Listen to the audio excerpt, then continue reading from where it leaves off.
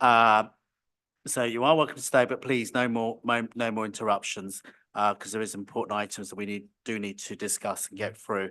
So we are still on schedule as per the briefing.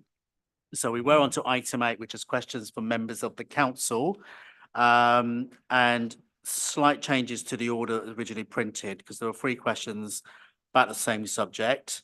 So we're going to actually group those questions together and ask the individual councillors to ask them one by one, and Councillor Blacker is going to respond to them collectively, but you'll each have a supplementary question as well. So the first person to ask the question is Councillor Kamar. Thank you, Mr. Mayor. Caroline, a vital service, vital safety measures for elderly and vulnerable residents in Ealing has been withdrawn, as we know. Residents for whom the council does not have the statutory responsibility will have to find their own providers. Does the portfolio holder agree that the council should continue to provide a single comprehensive service? Okay, thank you, Councillor Martin. And Councillor Steed. Thank you, Mr. Mayor. Despite special meetings on the topic of Careline, residents are still confused as to why the service is being dropped. The only comment received that I'm aware of is that there were, quote, concerns about the service. Could the portfolio holder expand on exactly what those concerns were? And Councillor Wesson. Can the portfolio holder inform us how the council is supporting residents transition from Ealing Careline to Harrow Careline? Okay, Councillor Black, and you've got slightly more than the 3 minutes because there were 3 questions. But thank you, Mayor. I mean, a number of these points of interest already, but I will do my best to answer the additional ones. Before I do that, I would like to address Councillor Kimar's question directly. The Careline service has not been withdrawn from its entirety. As I just said, most residents have been transferred to a different provider of the same and in fact a better service. So I think saying that we've withdrawn it, implying that we've left residents with no service at all, is one that is actually quite damaging and kind of worrying to those residents who might hear it. But I will make progress on the other points. So obviously, as I said, our priority is always to ensure that residents get the care they need and the support they need. It has become apparent that there were significant challenges in delivering the Careline service to the standards our residents deserve and that we expect of the services that we deliver.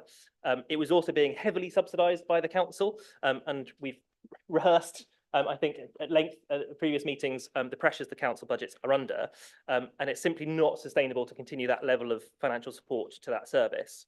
And as I think I mentioned just earlier, the service would also have required substantial and very expensive upgrades to ensure both safety and high quality, particularly given the coming digital switchover. So we had to explore alternative solutions that would ensure our residents could access a better value and, in fact, a higher quality service.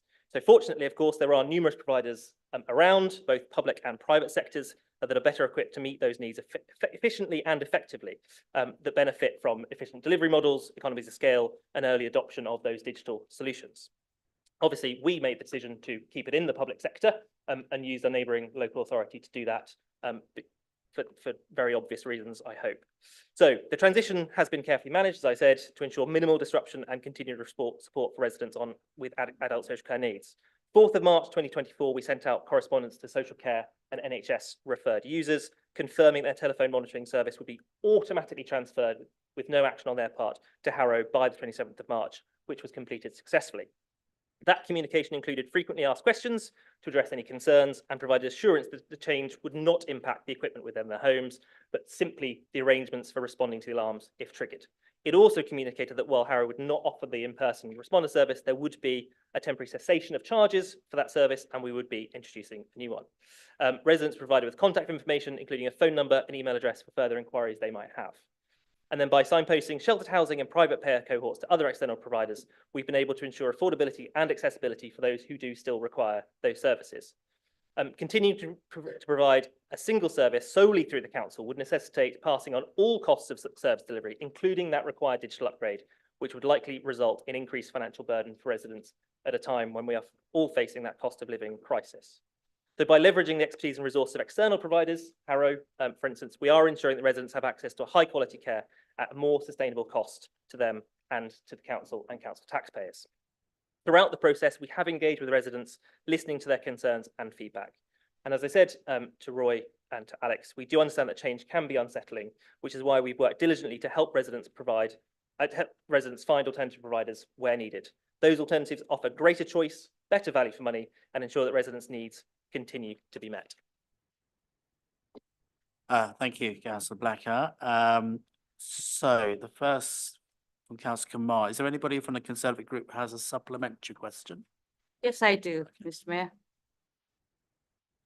So does the portfolio holder agree that vulnerable residents have been left at best in an unacceptable state of uncertainty and at worst in a state of danger because of this change, particularly with the no responder service for Ealing residents?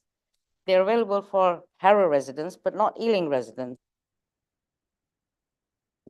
Thank you. Again, I will repeat what I said earlier. We haven't left nobody. People have been automatically transferred. And in fact, we are offering a responder service that other councils do not offer. And our responder service is offered by CQC registered providers, which again is not provided by others. So to suggest falsely that we are leaving people vulnerable and in danger as a result of this decision is simply unacceptable, Mr. Mayor, and I will give it no further time. Sorry, does anybody from the Liberal Democrat have a supplementary question to Councillor Steve? Thank you, Mr. Mayor, and thank you, Councillor Blacker, for your responses so far. 2 points. Can you put a figure on the level of subsidisation that is occurring on an annual basis? And secondly, I think there is also an issue on the, you mentioned that this has all kicked off to residents on the 4th of March. It's still left less than a month for the transition to take place. Is there any particular reason, be it commercial or otherwise, as to why the actual transition period was so short? Thank you. I mean, on the exact level figure of subsidy, it's tangled up obviously in the adult social care budget, people's personal budgets, and the HRA, I believe, because it was actually being run through housing, the service. So it's actually quite hard to disentangle that, but we know that it was a substantial subsidy that we would have to do. But as I said, we're not currently charging for the service. So actually the overall financial impact, we won't know for a while. The key thing is that we are providing a service that residents need, and in fact is enhanced, whatever that is. In terms of the 4th of March, that 4th of March was only for those residents who would be automatically transferred to Harrow. Those private payers and shelter tenants got a longer notice. And because obviously we weren't stopping a service and we weren't then restarting it, we were simply transferring from one to another. That's actually probably a lot longer than we do when we have concerns about some of our other social care providers. So for instance, if a social care provider got a bad rating in their CQC and we no longer used them, we might actually have to transfer people over to new providers much more quickly.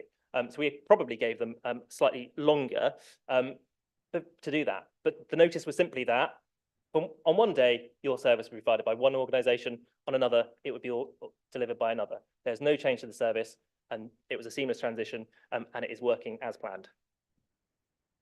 Thank you. And finally, does anyone from the Labour group have a supplementary question to Councillor Weston? Councillor Haley? Can the portfolio holder share how the council plans to ensure a swift and effective response in times for emergency alerts under the new Harrow Careline services, considering the temporary termination in-person responder service? Thank you, Councillor Haley. A much less fear-mongering question, so thank you for that. So obviously, although that presented a change, we have taken proactive steps to ensure swift and effective response times for emergency alerts under the new Harrow-delivered Careline service. Residents have been assured that while Harrow would not offer in-person responder services, there would be mechanisms in place to ensure timely responses to emergency alerts. We have implemented comprehensive measures to ensure swift and effective response times for emergency alerts under that new Harrow service. So we've arranged, as I said, as a contingency and to enable soft market testing, alternative arrangements for in-person responder services for those adult social care and NHS referred residents. Nominated CQC registered home care providers which was not the case previously, are available to provide welfare checks subject, as I said earlier, to access to property for those residents in particular circumstances. Those agencies will be contacted directly by Harrow Council, so there's no kind of delay there, as part of doing their triage and telephone monitoring. We are monitoring this arrangement ourselves to inform the longer term commissioning, as I said, and any potential impact on charging arrangements. Since the transition, monitoring of the service has commenced through real-time tracking of alerts and responses, enabling us to assess the efficiency and effectiveness of the service. Harrow Careline have responded to 1,157 calls and triggered 3 alerts to the interim responder service since the 27th of March, demonstrating their capability to effectively respond to emergencies our residents face. So we are confident the new service is equipped to handle emergencies promptly and efficiently, and to provide ongoing reassurances and confirmation of the arrangements. We are currently in the process of writing to those who were transferred this week. This proactive communication helps to address any concerns and ensures residents feel supported through the transition process. Furthermore, social workers and adult social care are actively collaborating with residents in sheltered housing, along, as I said, with housing support officers to review and supplement safety plans as needed, ensuring that residents received personalised and tailored support in emergency situations, including, of course, where appropriate, taking the Harrow Careline service. So through effective communication, collaboration with social workers and ongoing support for residents, we are confident in the service's ability to maintain high standards of care and safety for our most vulnerable residents. Thank you, Councillor Becker. So thank you for those 3 questions, members. We're going to go on to the remaining questions. And the first one I've got is Councillor Jamu to Councillor Donnelly. Thank you, Mr. Mayor. Can the portfolio holder give an update on what the council is doing to support lowest income households, given the fact that household support fund will only be extended for 6 months? Thank you. Thank you, Councillor Jammeh. I'll be pleased to do that. Despite some media reports, the cost of living crisis is not easing, which is why we are disappointed the government's only committed to extending the household support fund for a further 6 months. If I'm being charitable, I guess I must come to the conclusion that the present group of ministers believe that future decisions won't be theirs to take. The household support fund has provided a lifeline for families affected by the cost of living crisis, and I'm and the rest of the council deeply concerned about what will happen to thousands of people who rely on the fund were it to end without any suitable alternative being provided. If it does end, the services the council provides using this funding, such as food vouchers and one-off payments for essential items, will simply stop, as the council won't be able to make up the shortfall. However, I'm pleased that Ealing Council will continue to support those who need our help as the cost of living crisis continues. We'll be maintaining our local welfare assistance scheme with broader eligibility criteria for the whole financial year, which means the most financially vulnerable households, including those in low paid work, will continue to have the option to apply for extra support after September 2024, when the Government Household Support Fund is currently due to end. Additionally, I'm proud that our council tax reduction scheme continues to be one of the most generous schemes in London. It helps over 23,000 households with their council tax bills, providing more than £30 million of support, including discretionary funding. We also give out discretionary housing payments to offer extra assistance with housing costs with a fund of £1.4 million.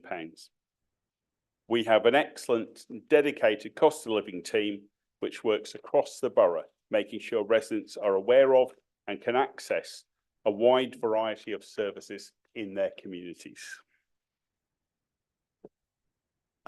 Thank you, Councillor Donnelly. I think, yeah, some of the Labour Group supplementary, Councillor Moore. Thank you, Mr. Mayor. Does the portfolio holder agree with me that the lack of long-term funding, such as Household Support Fund, does not do enough to support residents in need? Thank you, Councillor Wall. I certainly would agree. As I indicated, the extension of the Household Support Fund only to September 2024 is good news, but as far as it goes, and it is deeply concerning, there are no plans to extend it beyond that date or any plans that we can see to introduce any similar scheme to replace it. And as I also said, the cost of living crisis shows no signs of abating. Residents are still struggling with its effects every day. And I think, as you indicated, Councillor Wall, the uncertainty over the future of funding makes it extremely difficult for our officers to plan provision over the next year. We found out only at the very last moment that the Household Support Fund was being extended beyond the 31st of March, and then not even for a full year. Given that the support fund allows councils to provide essentials to families who desperately need our help, it's disgraceful we're repeatedly kept waiting for any indication of what this government intends to do. But as I said in my speech in the budget debate last month, this reflects a wider mismanagement by the government across the whole area of local government finance. Thank you, Councillor Donnelly. The next question I've got is from Councillor Kim Nagpal to Councillor Jasbir Anand. Thank you. Can the portfolio holder provide an update on the council's progress on tackling male violence against women and girls? Thank you, Councillor Kim Nagpal, for your question, and I'm really pleased to provide an update on our ongoing efforts to combat male violence against women and girls, in short, MVOG. Last year, Mr. Mayor, we marked a significant milestone as we launched our updated strategy to address this issue head-on. Building upon extensive engagement with over 2,800 women and girls through our Safer Ealing for Women conversation, we meticulously created our approach to align with the voices and the needs of those directly affected. Mr. Mayor, this month we're proud to announce the imminent launch of our MVOG action plan, which goes to Cabinet tomorrow night. A pivotal step forward in our commitment to this cause, drawing more insights garnered from the further 800 women and girls in our recent consultation. We've crafted a comprehensive plan that explicitly addresses misogyny, catcalling, and other previously unaddressed behaviors. Furthermore, our plan outlines robust strategies for tackling stalking and the persistent challenges posed by repeat perpetrators. Mr. Mayor, central to our efforts is the prioritization of women and girls' safety in public spaces, an urgent concern highlighted by the tragedies in recent years involving women facing the most unspeakable violence in public places: Sarah Everard, Sabina Nessa, Biba Henry, and Nicole Smallman, and many others. These tragedies highlight the urgent need for decisive action and comprehensive solutions. Mr. Mayor, MVOG Action Plan is structured around 4 key pillars: prevention, support for victims and survivors, developing a community-coordinated response, and holding perpetrators to account. To ensure effective implementation, we've rallied the support of crucial stakeholders, including the police, children and family services, adult social care, public health, community safety, licensing and regulatory services. Mrs. Mayor, oversight and tracking of the plan's progress will be carried out by Ealing's VOG strategic group, with regular quarterly reports submitted to the Safer Ealing Partnership. Furthermore, an annual report on the delivery of the action plan will be presented to the Council's Overview and Scrutiny Committee, ensuring transparency and accountability in the implementation process. Mr. Mayor, ultimate goal is to foster communities where misogynistic behaviours are explicitly challenged and where trust in the Met is restored. By working collaboratively and persistently, we aim to create a safer, more resilient community where every woman and girl can thrive free from fear and violence. Thank you. Is there anybody from the Labour Group who has a supplementary? Oh, sorry, Councillor. Thank you, Mr. Mayor. Can the portfolio holder share how the council intends to collaborate effectively with its partners to ensure the successful implementation of male violence against women and girls action plan? Thank you. Thank you for your question, Councillor Raza. The Safer Ealing Partnership are resolutely dedicated to enhancing safety within the borough with particular emphasis on combating violence against women and girls, known to us as MVOG. The Male Violence Against Women and Girls Action Plan exemplifies this commitment, outlining a robust strategy to create a safer environment for all women and girls in Ealing. Mr. Mayor, at its core, the action plan pledges decisive action to prevent MVOG, eradicate female genital mutilation, and expand support through the Women's Wellness Zone Network. Additionally, it highlights the commitment to enforce the public space protection order at Mattock Lane, ensuring unimpeded access to family planning services and investing over 1 million in enhancing the safety and elimination of public spaces. Mr. Mayor, our MVOG action plan has been collaboratively developed by our VOG strategic group in conjunction with our key stakeholders, drawing from existing good practices and formed by a feedback from the community's consultation. The plan features a comprehensive framework of actions aimed at addressing the MVOG issues, focusing on 4 key areas: preventing MVOG, support for women and girls, developing a community coordinated response, and holding perpetrators to account. Mr. Mayor, the action plan's strong partnership focus is instrumental in fostering a collaborative environment where stakeholders can serve as critical friends, offering constructive challenges to one another.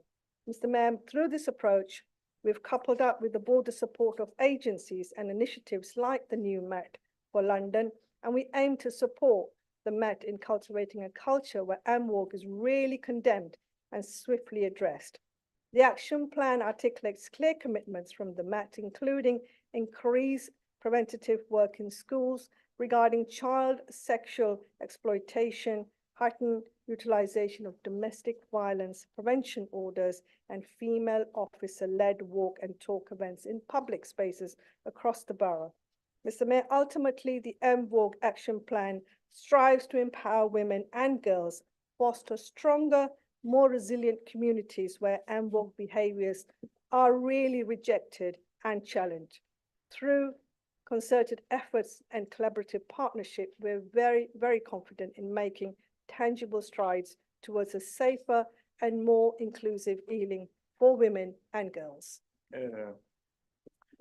Thank you, Councillor Nand. 2 more questions to go, and then next one is Councillor Gallant to Councillor Newsted. Thank you, Mr. Mayor. Given Ealing's extraordinary diversity, why was Ealing not chosen as London Borough of Culture in 2025 and 2027, nor chosen for one of 3 Culture Impact Awards? Thank you, Councillor Gallant. As I was not on the judging panel, I'm not really particularly well placed to explain why we were not chosen as winners. I am, however, deeply disappointed that we did not win in our bid to be London Borough of Culture. Our bid was a collaborative effort between the council and artists and creatives and makers from across the borough, and it built on the vision, enthusiasm and creativity of the Ealing Cultural Manifesto. It was rooted in celebrating and sharing our diversity and our heritage. I would like to personally thank everyone who worked so hard, so passionately and so generously on the bid. Culture is core to the council's ambitions, and while we may not be the winners of the Borough of Culture bid, we are committed to being a Borough of Culture for life. We're committed to developing more infrastructure and to pushing our limited resources into culture. We're committed to working with other West London boroughs to reduce the cultural deficit in the region. We're committed to attracting new cultural operators to the borough and to supporting young people into creative jobs and to creating new cultural businesses. We're committed to embedding culture in our ambitious plans for a regional park for London, and we will use culture to amplify the voices of our brilliant, fierce, rebellious and creative residents. We recognise arts and culture as a driver for reducing inequalities, creating positive outcomes for our communities, bringing us together, as well as making us proud of our towns and our residents and our borough. Our Cultural Manifesto pledged to give all 367,100 of us the opportunity to be creative, and we remain committed to making good on that pledge. And finally, I'd love to say congratulations to the winners, Wandsworth and Haringey, who I know will make brilliant and lasting contributions to the cultural life of London. Thank you. Is there a supplementary? Yes, thank you, Mr. Mayor. Ealing has the best tabla players outside India, wall painters in Acton, 2 good symphony orchestras, the Ealing Beat, hundreds of children learning instruments across the borough, internationally known professional ensembles. Yet we've twice failed to secure this £1.5 million grant. What have we failed to learn from 2 unsuccessful bids? I'm glad that you've highlighted some of those brilliant cultural offerings that we have. You're absolutely correct. We have amazing and exceptionally talented creative cultural makers, players across the borough. And I share the disappointment because I think it would have been our opportunity to put not only the eyes of London on Ealing, but the eyes of the world. Our plan was ambitious and creative and brilliant and diverse. Again, I refer you to the point I made earlier that I was not on the judging panel and therefore are ill-equipped to respond. However, we do have a formal feedback meeting, both with the Arts Council, the representatives of the GLA and all other members of the panel. And we hope that we will learn feedback there that will assist us in future bids. They have also committed to supporting and helping us in raising funds and revenue and securing grants to be able to make many of the brilliant plans contained within the bid a reality in the future. So as I've said, this is the start for us. It was a convening moment for us to share the brilliance that we know is in Ealing, in our cultural lives. And I'm very confident that we'll be able to build on this in the future. Thank you. Thank you, Councillor Newsome. So the last question, we've got 3 minutes to ask it and answer it. So it's Councillor Praveen Anand, Councillor Costigan. Thank you, Mr. Mayor. Can the portfolio holder please update us with the future of Warren Farm Sports Ground, please? Thank you for the question, Councillor Anand. So in 2021, we made a promise to residents and we promised we'd work with campaigners, landowners and others to find a way forward on Warren Farm that delivers the best of both worlds. That's the best for sports facilities, really much needed sports facilities, and the best for rewilding and nature. And I'm beyond delighted that we have done exactly that. Now, it didn't happen easily. It took a lot of hard work. We had extensive negotiations with Imperial College, who own the land next to Warren Farm. And I know that the leader, Councillor Mason, was personally involved in discussions around this issue. But, you know, after at least 12 months of really hard work, in March just past, Cabinet was able to agree to rewild and protect the entirety of the green space at Warren Farm. And we did this by coming to an agreement with Imperial College that the much needed sports facilities could go on their land. Now, this means, as well as preserving the green space at Warren Farm, there'll now be renewed community sports pitches, changing rooms, and a new pavilion on the land owned by Imperial. Now, this is, of course, great news for Ealing. It's all part of our plan, our promise at the last election, that we would rewild 800,000 square metres of the borough and that we would protect and enhance habitats and nature in Ealing. And we're going to be able to go a very long way towards rewilding those 800,000 square metres through our plans for Warren Farm. We've already started on the work to put together a management plan, which is the requirement in order to get the land officially designated a nature reserve by Natural England. We're working with local groups on that so we can be sure it reflects the desires and aspirations of local people. And we think that that work will take about 6 months. So we're very hopeful that we'll be in a position to have that new nature reserve up and running in this calendar year. We're also working with Imperial College to finalise the agreement on the use of their land, and we're starting the exciting work on developing initial plans for the community sports facilities. So we'll be able to then get rid of the old dilapidated buildings that are currently on the site, and we will soon have sports facilities that Hanwell and Southall can be proud of. We couldn't have done this alone. I want to particularly pay tribute to all of the local people and to Imperial College and campaigners who we've worked with over the years to get to this great solution, which I think is a win for everyone. So our plan for Warren Farm, it's bold, it's community-led, and it'll deliver an incredible legacy for generations to come. And I'm personally really looking forward to being there with local groups when we open Warren Farm official nature reserve later on this year. Thank you, Councillor Cosker. Right, that's the end of the questions because we're out of time on that item. So we are going to get to item 9 now, which is the opposition group motion for debate. There are 15 speakers down for this, and you all look a bit flat.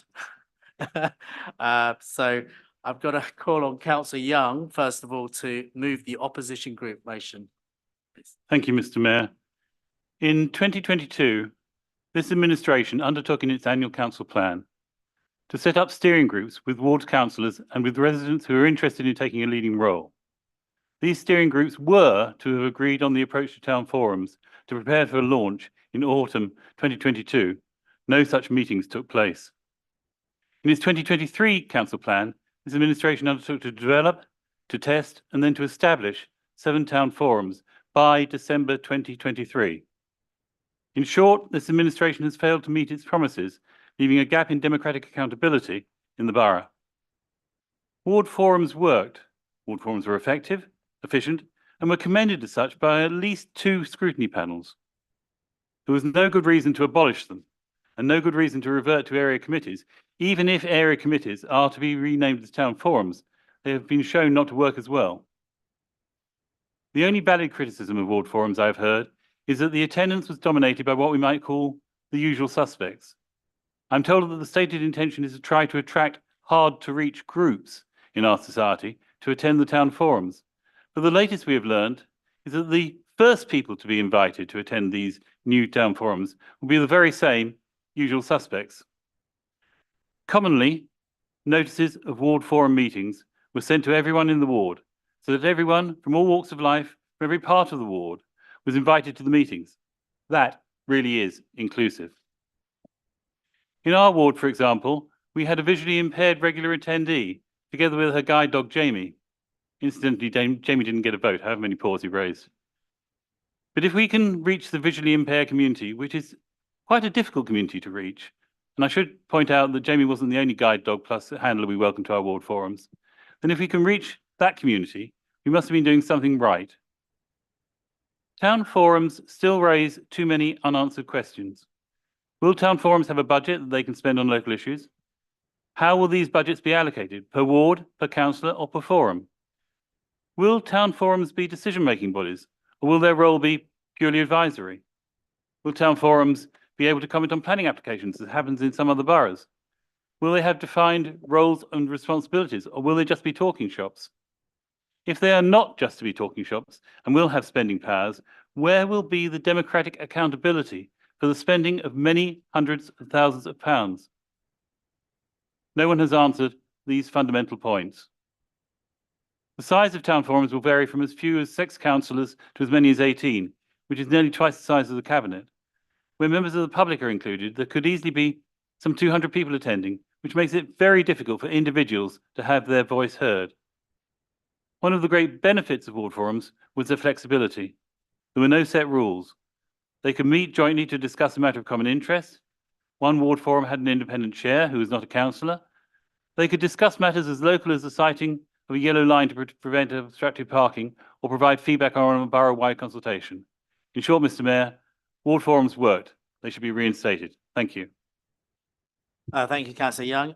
Councillor Colac, you want to second it?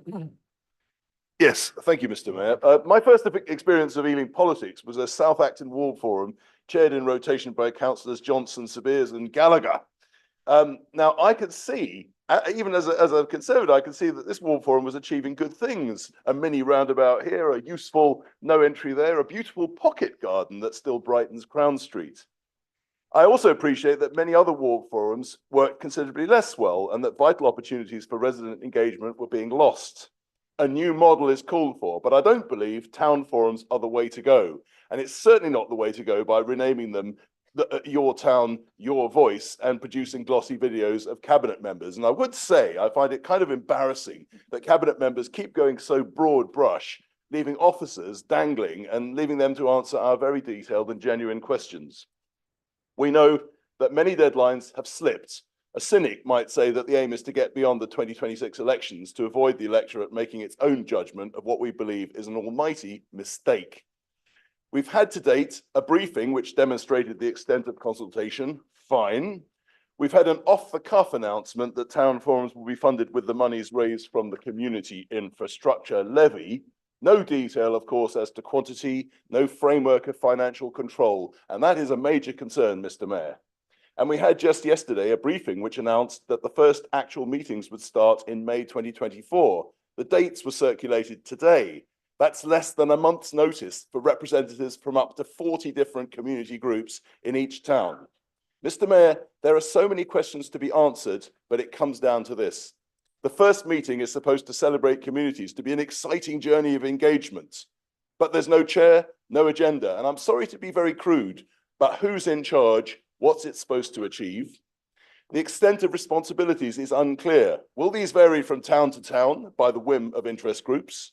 The third problem is that the so-called towns are huge, diverse areas incorporating very different priorities within them.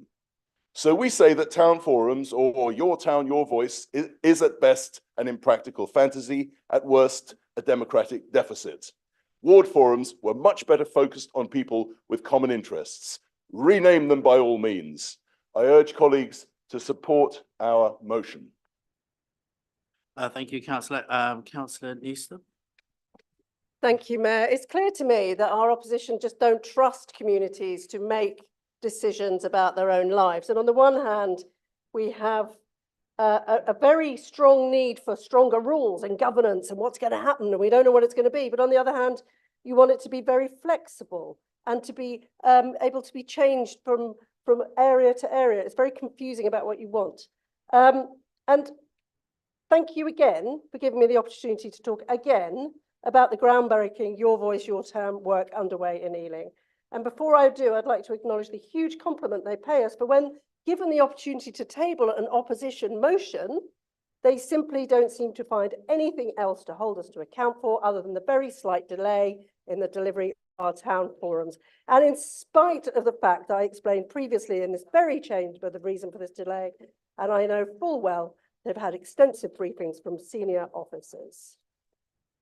The opposition calls for a return to ward forums. Ward forums where we heard the same voices over and over and over again. Ward forums where councillors called the shots and decided what local projects would receive their largesse. Ward forums that were unrepresentative of the communities that they were supposed to serve. Ward forums that did not consider the needs or priorities of all residents. Ward forums that allocated small amounts of money for small projects. Ward forums that sought not to connect and build and enrich, but to think small and maintain the status quo. And in Ealing Labour, we like to be a little more ambitious, to empower residents to make decisions that impact their neighbourhoods and to work with their community to solve problems that they face that builds on all the brilliant community work that already happens, to create a way for communities to come together to decide on priorities, to find ways to lean into the resilience and the expertise that we know is already there, to be part of a movement to create connected, healthy, happy communities, and to be optimistic and generous about what we can achieve together rather than stoking fear, division, and disconnect, seemingly the only tool left in the Tory toolbox.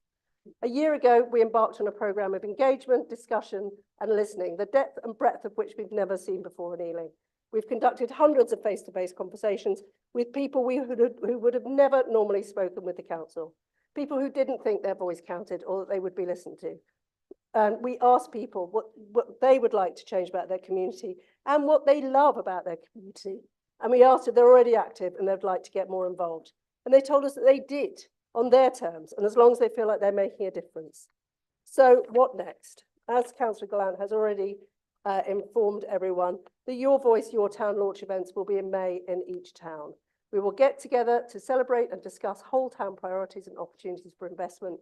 And following on for this, there will be a number of large forums in each town each year. And in between, there could be any number of issue-based working groups, campaigns, get-togethers, opportunities to make their communities better and more resilient. The point is not about that one meeting where you as the councillor get to stand in front of your, or who you assume is your community. It's about the community doing it for themselves. So in summary, Your Voice, Your Town will build on the strengths and activities and relationships that already exist, put communities in the lead and focus on participation, campaigning and action. And they will work to create a shared vision for each town. And before I close, I'd love to note the Lib Dem amendment that calls for both ward forums and town forums, which is wonderful, which is really plays into a really nice suspicion that we all had about the Lib Dems, that not only do they like to have their cake and eat it, they also like to sit on the fence. Thank you, councillor. Can I finish?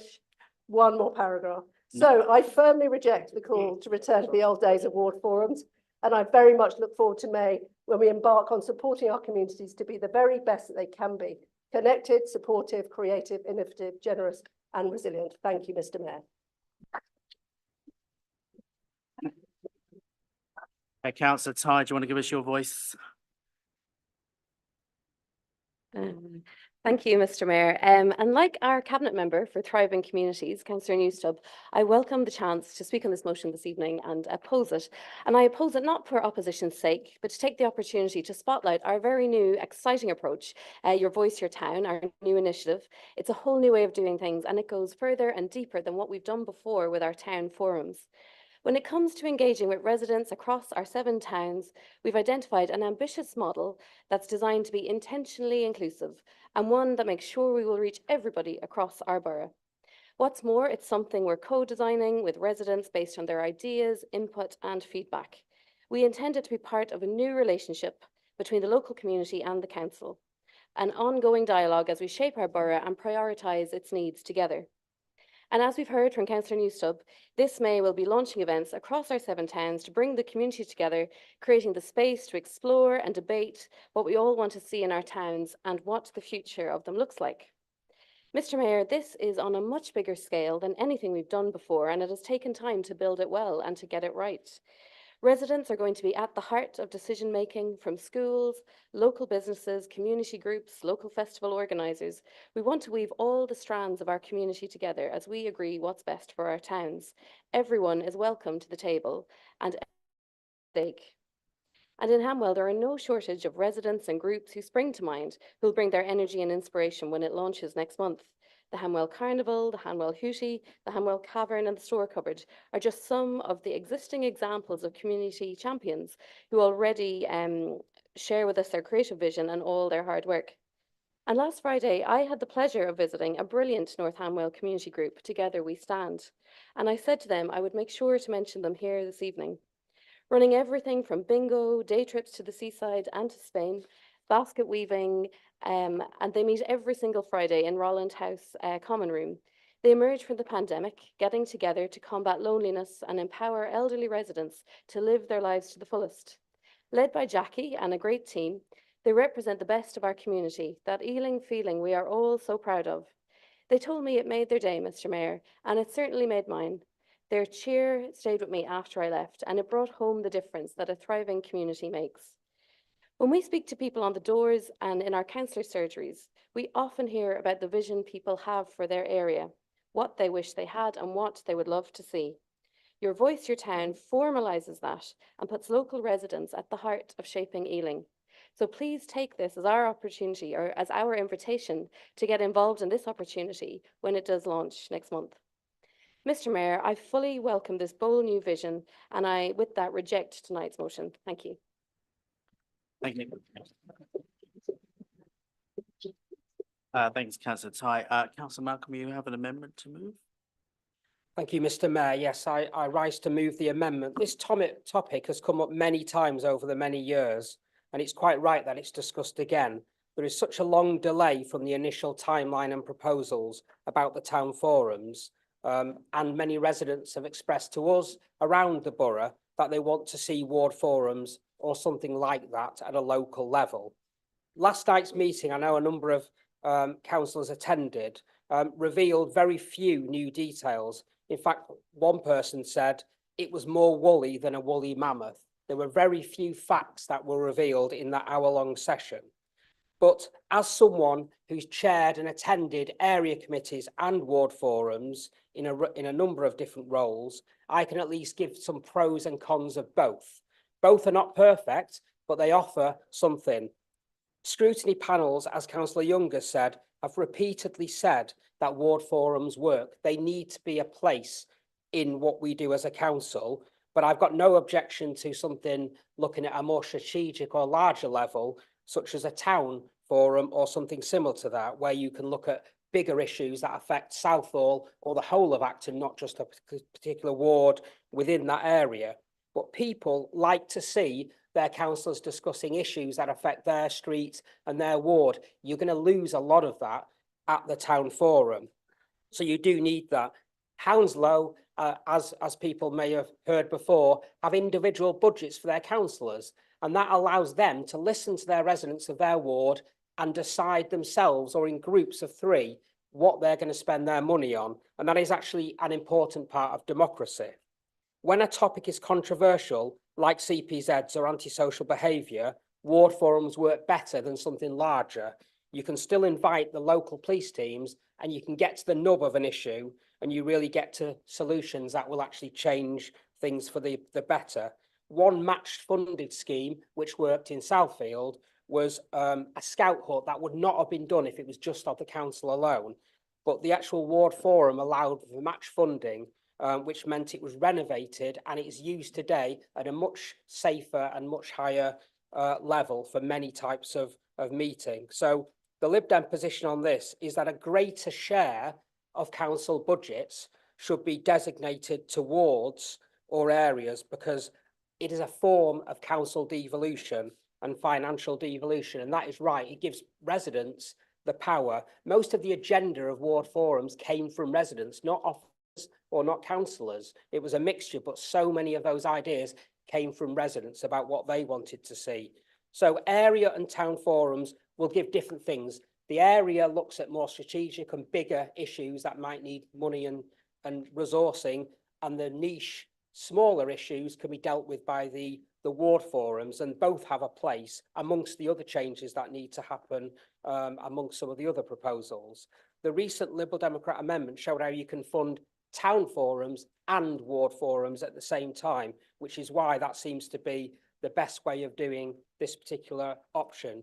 You get more community input and better outputs for residents. And I therefore recommend the Lib Dem amendment before you today. Thank you, Mr. Mayor. Okay, thank you. Councillor Ball, you're going to second this amendment? Stand up. Yeah, thank you, Mr. Mayor. On July 22nd, 2022, we agreed the council plan with its commitment to introduce town forums in our 7 towns. Here we are 21 months later and they've not come into being. In fact, at our recent briefings, we heard a very hazy impression of what your voice, your town might look like. Some of the thoughts floating around are positive: more resident ownership of the forums rather than a return to the deathly dull area committees which predated ward forums, which were dominated by councillors debating among themselves, and the ability to look at more strategic issues is clearly useful. But we really should have clarity at this stage on basic questions like who will chair town forum meetings, what funds they will have access to, and what the mechanism is to decide what money is allocated where for what. Just this afternoon, we were told the dates and venues of the initial events, which are not even the first substantive meetings. And if ward councillors only find out with a month to go, when are residents going to find out? The communication plan, we were told, is yet to be decided. A priority is for town forums to meet where residents are, rather than expecting residents to come to us. That sounds great, but what it boils down to is that they will meet in the same church halls and schools that ward forums used. There is simply no community building that residents from Boston Manor to West Twyford frequent, so the venues will be less familiar and less local. I'd like to ask Councillor Mason when he speaks to respond on these issues, and also on how much council taxpayers' money has been spent on consultants on this project over the last 21 months, And how can it possibly take this long? However, it would seem like a waste to throw away the work that has been done at this stage. Hence our amendment to see the return of ward forums as in addition to, rather than as a replacement for, the new town forums. If it's viable for there to be a Perivale Town Forum consisting of only one ward, then surely it's viable to have a ward forum for Northfield, Norwood Green or Ealing Common. The issue of democratic accountability for the communities of Ealing is a vital one. It's our duty to ensure that their voices are heard, their concerns addressed and their aspirations realised. The commitments made by this administration in both the 2022 and 2023 council plan discussions set high expectations for the establishment of 7 town forums by December 2023. Yet this administration has fallen short. The promises made remain unfilled, with neither ward forums in operation nor the new town forums, leaving a void in democratic representation that cannot be ignored. Our constituents deserve better. They deserve to be heard, to be consulted, and to be actively involved in the decisions that shape their lives and communities. Ward forums were not perfect. One of their biggest failings was that the proportion of our whole borough population that engaged with them was small, but their replacement is being set up primarily on the basis of conversations with community and voluntary groups, rather than reaching out to the wider community. And with the initial events only a month away and with no agreed comms plan, there's simply no time to reach out to all residents directly, including those who have not entrusted the council with their email addresses. No time for a leaflet drop, and almost certainly not to appear in around Ealing either. Another criticism of ward forums was that there's a tendency for more people close to a specific venue to attend than from the opposite end of the ward. How much more will this be the case when the distance from, say, Bollow Lane to Park Royal is so much longer than the distance within a ward? Thank you, Councillor Boyle. I'm going to have to. One last sentence. One last line. Vision is of subsidiarity, that all decisions. I think that applies to all of you. Practical level, and we think that both ward forums and town forums can play a part in that. Thank you. Thank you, Councillor Ball. We're going to move from Ealing to Greenford now. So, Councillor Munro. Thank you, Mr. Mayor. I also remember area committees and ward forums. And what we're doing is changing the way we engage with our communities, giving decision-making back to our residents so they can drive change in our 7 towns. If the Tories and the Liberals want to spend their time living in the past, listening to the same 4 or 5 people, only interacting with those in their own echo chamber, then they should be free to do so. And you can go to your residents' association meetings and you'll meet those same people there. There are your ward forums. Talk to your residents' associations. Thankfully, this is not the vision Ealing Labour has for our 7 towns. Unlike the Tories, or maybe even the Liberals, we want to hear what our residents think. That's why we reached out and engaged with communities that have never spoken to us before, hearing from almost 1,000 people during the first round of engagement. Your voice, your town, will allow us to tap into the most valuable resource we have, our residents. They know their communities better than anyone, and that's why we want to put power back in their hands, using the community infrastructure levy to give our residents the ability to spend money on projects that matter to them and their communities. We want to continue the great record we have on engagement. Everyone knows how proud I was of the work we did during the local plan process to hear from over 6,000 of our residents from every corner of the borough, making sure the plan reflected their views and helped to improve their communities. It's amazing to see this work be replicated and improved on through your voice, your town. Work as we collaborate with our communities to build a better borough. And I'm very excited to play my part in these plans for your voice, your town, as we continue to empower our residents to build stronger and safer communities across our borough. And we understand what ward forums were, just local residents associations where they all turned up.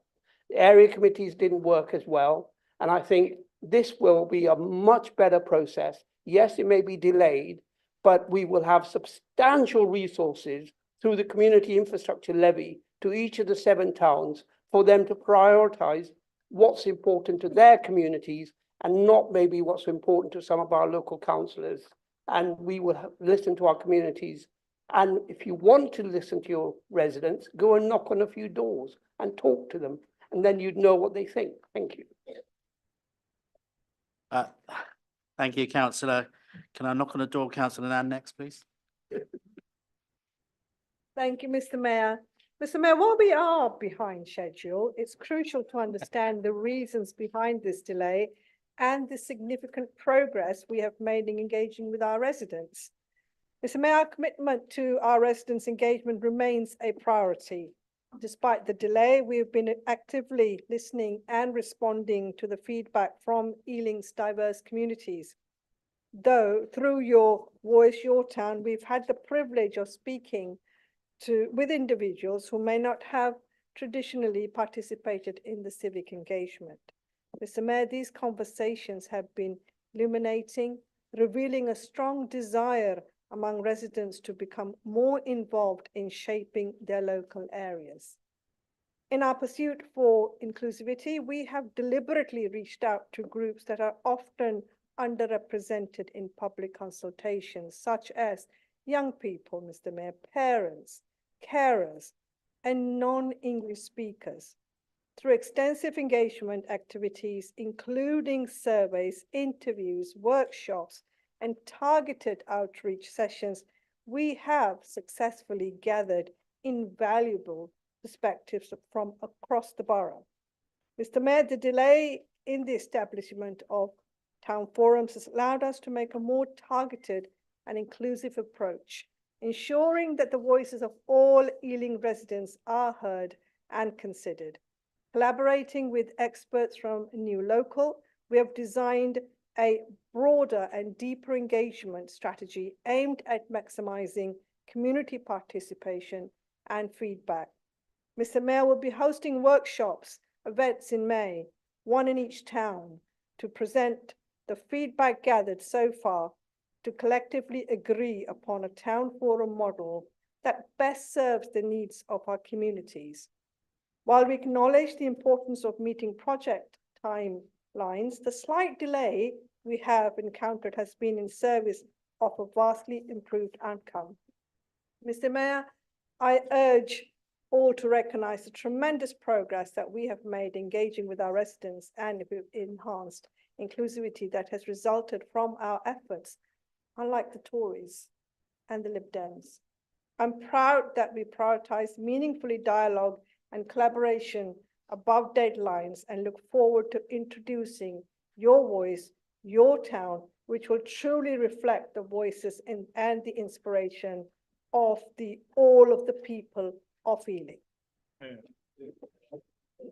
Okay. Thank you. We've probably only got time for 3 more speakers before we sum it up, but so Councillor Kumar, you're next. Thank you, Mr. Mayor. We as Conservatives are really keen to promote wider participation, especially by residents and other community organizations that have felt excluded. But making the resident engagement interface so big will not help that process. 2 consultations have taken place to date. The first only showed that consultation feedback was still being sought, and the second was yesterday evening, promising a meeting in the form of a fair next month and a councillor training session next week. Short notice indeed. I had suggested previously to use Ealing Broadway as a model. Our ward forums worked really well. Residents and community representations and reps attended our forums by putting their proposals forward, be it double yellow lines outside a fire exit in a residential block to replacing the much-loved heritage signage. A huge project, agreed and delivered by who else? Community and residents. We put the allocated budget to good use and even managed to raise further funds for 2 local charities by selling off the old signs. A great community effort, but with residents and others from resident associations. Your voice, your town is designed as an informal conversation with no structure as such. In response to some questions, I was told officers would be in place to respond and output will be gathered somehow by experts. Not really sure who. Could it be the case the council may have bitten off much more than it can chew? Mr. Mayor, ward forums work and should be reinstated. Thank you. Thank you. Councillor Johnson. Thank you, Mr Mayor. I'm not noticing. Wrong one, sorry. Like Councillor Malcolm, I can remember the ward forums and the town forums. I used to take lots of marking to the town forums because they were so long. And I used to get very bored when we had special presentations on how to look after your bin area. Not that that isn't important, but, and I know some senior officers who used to come, brought lots of works with them as well. But there were good things, to be fair to Councillor Malcolm, when they had road schemes that affected all of Acton. Yes, it was good because we could all have an input. So that was a good side of it, but it was a little nitty gritty things that were better with ward forum. Now, our ward forums, as Councillor Gallant says rightly, were very well attended. We got 50 or 60 people along, but without being rude, they were mostly middle class people. We have very occasionally got people off the estate when we were looking at repairs or something, but on the whole, they were the same group of people. It wasn't that they didn't have genuine things to say, not at all. It was people we knew quite well, and we were happy to listen to them and try to do something about what they wanted. And we did let residents put things on agendas and so on, and we gave money to the local youth group. Colin Brett used to come along nearly yearly and get money for various events and so on. And so we did encourage all sorts of people, and it was always very good natured. We always asked people to say where they lived, because you wanted to know that they did live in your ward. We didn't ask for their actual address, but they were well attended. But as I think Councillor Newsome said I think it could have been last year, and I agree with her, we need to change. There's no harm doing something new. And as was said earlier, they had 32 different groups that met last year between May and November, and people said that they didn't all want the same thing. So it's not one size fits all. It's going to be different things for different groups of people. Some people want small groups, they want to get into little groups to discuss things. So we have to accept that not everyone wants that formal meeting. So we've got to do that. And Ealing is, as it's been said, a very, very diverse area. And we have to understand that people work in different ways. So this is partly why it's taken so much time, because councillors and officers have gone out talking to people, and they want to build on the strength of the old ward forums. So I 100% back what we're trying to do. And it came up, and I think those of you that were able to attend the briefing, 56% of people said they did want to get involved. They do want to do something to help. So I hope that we can all be behind this, however it works. And it's no harm for all of us to try something new. So I support this, and against the motions. Thank you, Mr. Mayor. Thank you. Okay, thank you, Councillor Johnson. And the last speaker before we sum it up, Councillor Mason. Thank you, Mr. Mayor. Unlike councillors Johnson and councillors Malcolm, I never went to an area committee. I hadn't been elected when there was an area committee. This is some sort of fantasy thing called an area committee that I'm afraid I just don't know. What I do know is that communities in Ealing are thriving and alive and buzzing with discussion and debate and engagement and activity that tells you something about how incredible our 7 towns are, about how communities come together for themselves to determine the types of neighbourhoods that they want to live in. And our town forums, our Your Voice, Your Town, sits on a central basic principle, that we are about enabling our communities to take back control of their own neighbourhoods. No longer should we be in a situation where local government, like a paternalistic father, tells local residents what they can and they can't have, where little Napoleons sit at the front of meetings saying, now, you may have £500, you may not. We are a £1 billion organisation, and every single one of those pounds belongs to the people of Ealing.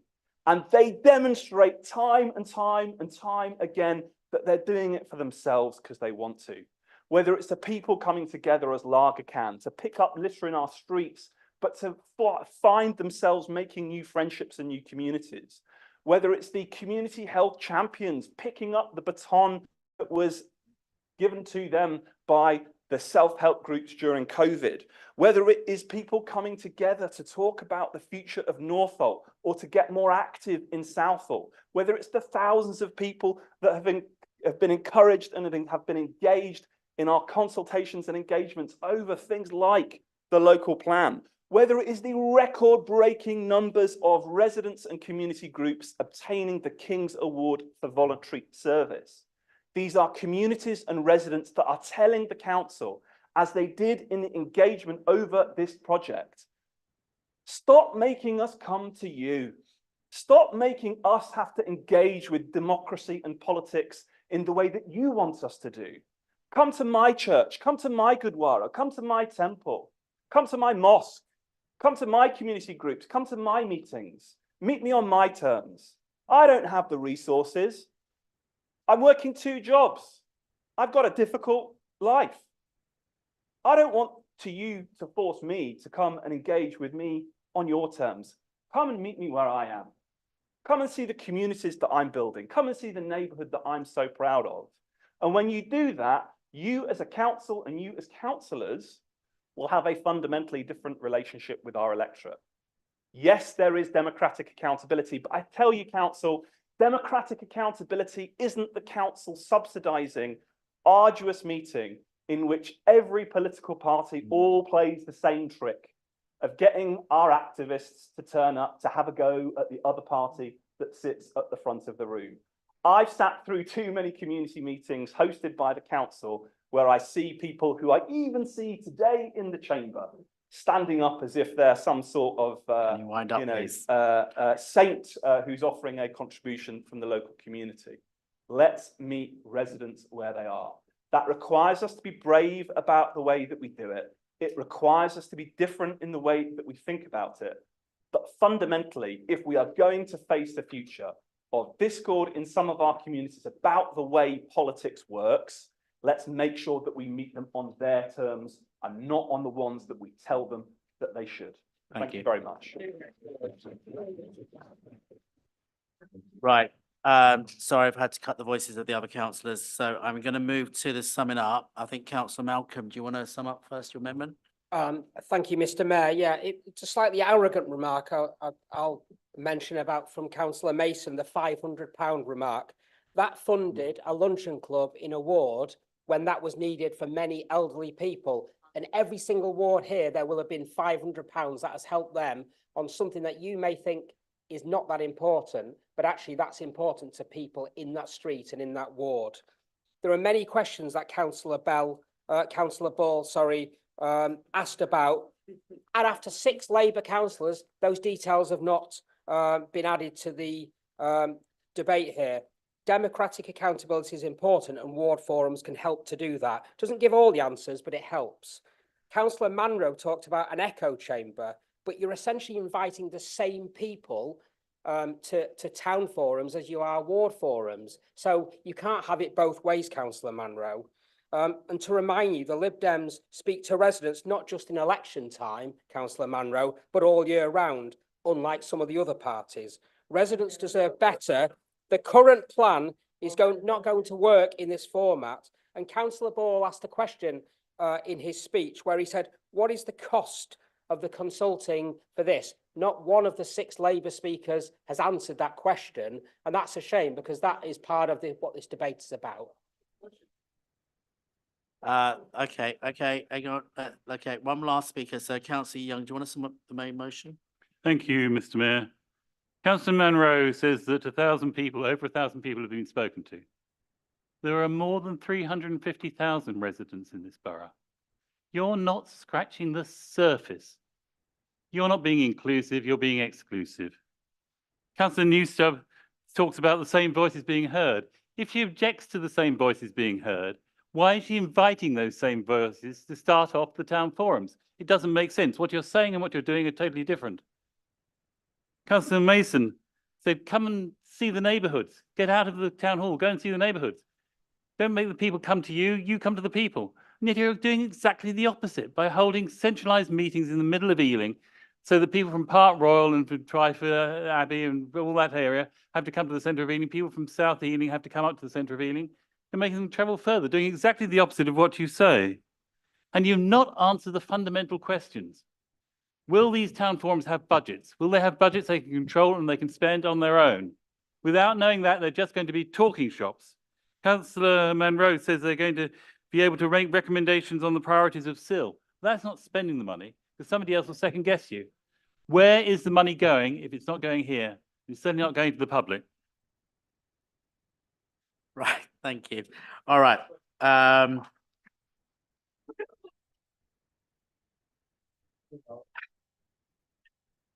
All right, small ripples. Thank you very much. All right, let's move the vote to the vote. First of all, please, one meeting, please. Amendment has been moved and seconded. So let's go for the vote on the amendments first and then a motion. So first of all those in favour of the amendment? Okay, all those against? And any abstentions? Okay, therefore that amendment is therefore lost. Let's move on the vote to the main motion as not as amended. Onto the main motion. All those in favour of the main motion? Thank you. And those against? So your voice has been heard and your motion is lost. There you go. Let's move on to the next item. Depends on what people want to do with the guillotine. I do need to give some time to the standards report at the end. So we're going to start off with the calling Councillor Brett, who's going to move to majority group motion. 4 minutes. Thank you, Mr. Mayor. Just before I start my speech, happy to accept the Liberal Democrat amendments as they were added. Basically, it's what's happened anyway, and we have campaigned against the closure of the Crown Post Office, both in Acton previously and recently in Southall. Tonight, I'm proud to speak on behalf of the entire Labour group to propose action for the people of Ealing. Action that we should not have to take, but sadly, we are compelled to. Action in the face of Tory failure in Westminster. It is the dreadful result of Tory economic mismanagement, Tory ideology, and Tory negligence that almost 50,000 people in Ealing are on the lowest paid sectors. Yes, 50,000 of our residents. There is a very human cost to this failure, and that we see that day in, day out. But we will not stand by and let the Conservative government condemn a generation of our residents to stagnant wages and anemic growth. So we make up for those failings, and this Labour-run council has acted.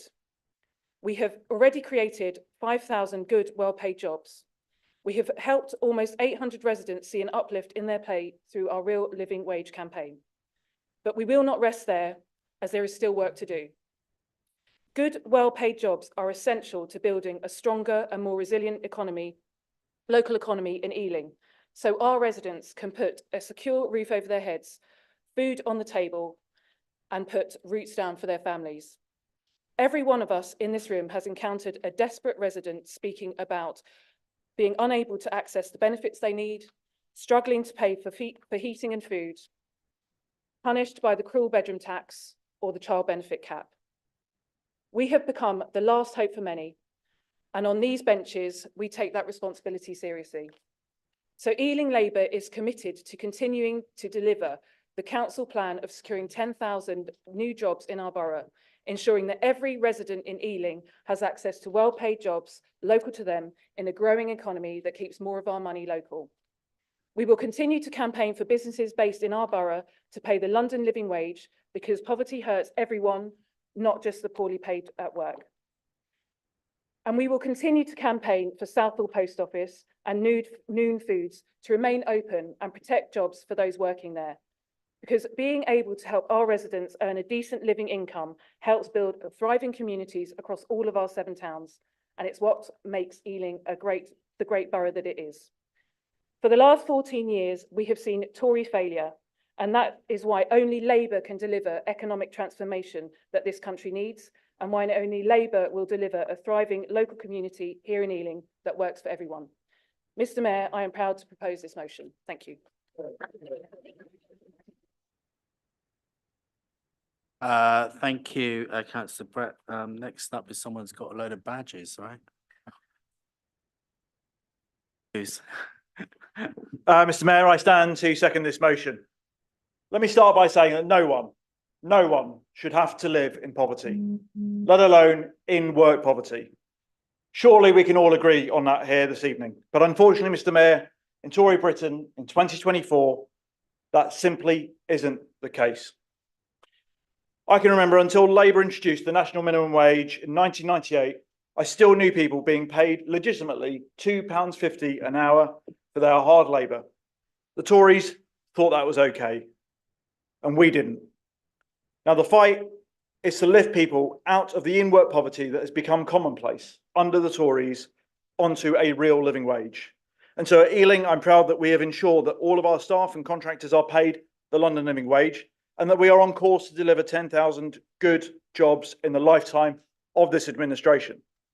I'm also proud, as the candidate for Ealing and Hillingdon for the London Assembly, that I'm standing on a platform of creating 40,000 good jobs across the city. But Mr. Mayor, this is more than just numbers. As I knock on door after door after door, people tell me the same story. They're hurting.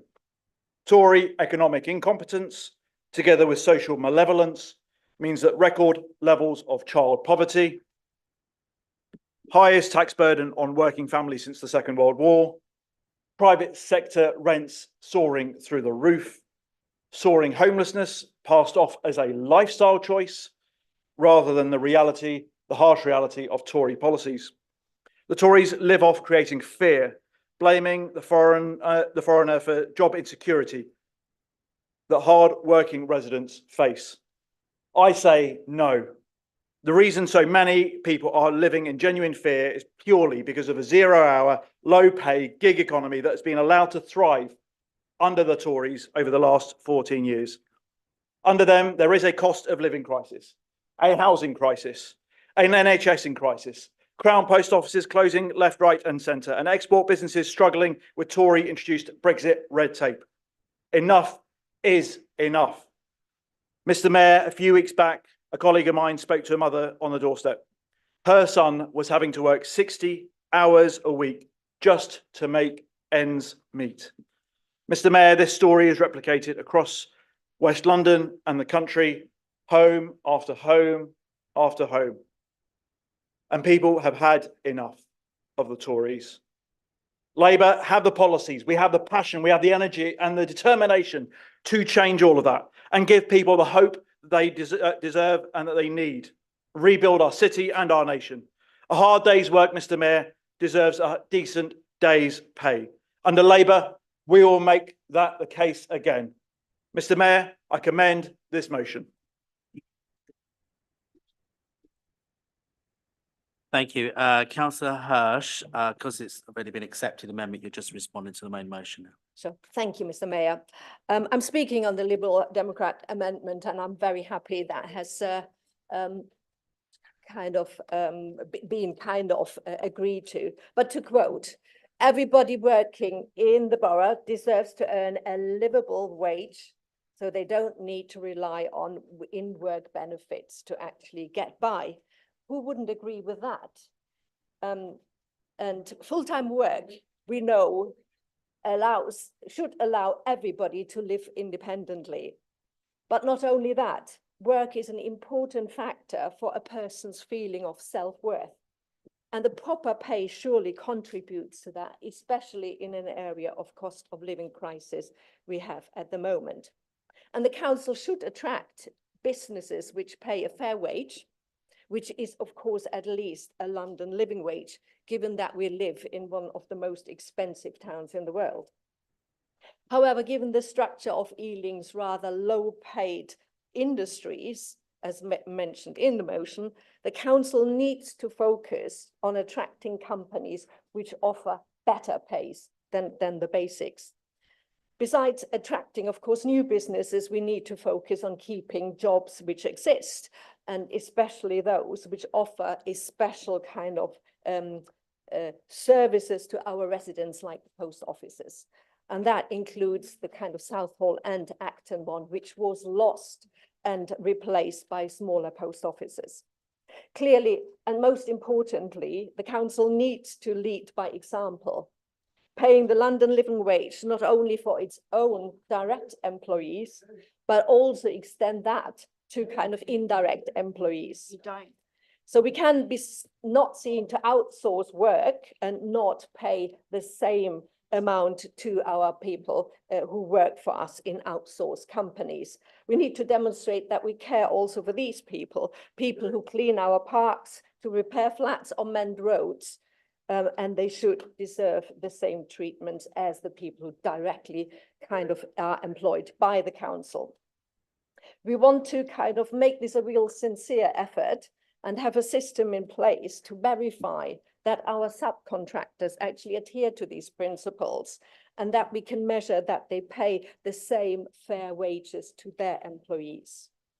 To summarize, these days we hear a lot about people who have left the workspace after the pandemic and, you know, kind of how can we motivate them to come back to work?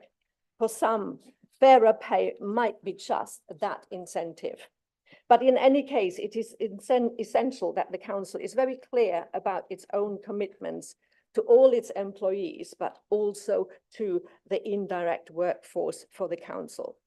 So I commend the kind of amendment to the chamber. Thank you, Mr. Mayor. Thank you. Just to confirm, the amendment has been accepted. So next up is Councillor Zizimos. Just to say, we're probably going to hear to be about 9:20 before we get to the summing up. So that's what time we've got left. Thank you for accepting, thank you, Mayor, and thank you for accepting the amendment. I arrived with my backpack in the early 90s to the UK from Australia, the land of the minimum wage. And I arrived here and I was like shocked to work out that I don't actually have one, which is really scary at the time. And I work in retail, and retail at the time was paid £2.75 an hour, which was, I used to get £108 a week working at Pret a Manger, which is like scary stuff. And half my wage went to my horrible room in Tottenham, which is not nice. Things have improved since then. We now have a minimum wage. We now have a London living wage, which is fantastic. And it's great that the council aspires for better wages for Ealing residents by creating better paid jobs in Ealing. There's no argument against that. Having said that, we must not forget there will always be people on minimum wage. We should aspire that they all should be on London living wage. We need retail workers. We need our bins emptied. We need post delivered. People on a minimum wage should be able to live on their wage and have an okay life. Live in a warm, comfortable space, be able to feed and clothe themselves. It should be a given. To that end, the council should make sure that even those employees providing council services subcontracted out of borough, but working in borough, should be paid London living wage. The council should have robust measures in place to be sure that this happens. It should not be left to the unions doing a good job to bring up the numerous transgressions here.